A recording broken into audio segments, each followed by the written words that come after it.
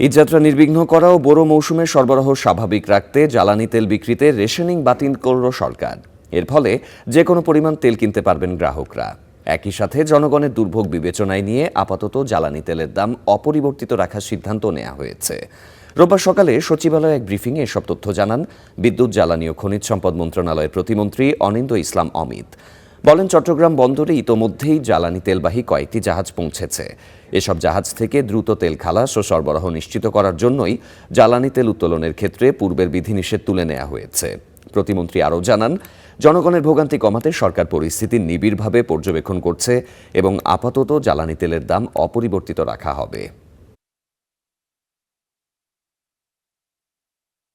আমরা আজকে থেকে যে কোনো বিধিনিষেধ আরোপ করছি না, এটা যে আমরা তুলে নিচ্ছি, এটাও সুস্পষ্টভাবে ঘোষণার মাধ্যমে, গণমাধ্যমের বন্ধুদের মাধ্যমে দেশবাসীর কাছে আমরা উপস্থাপন করেছি।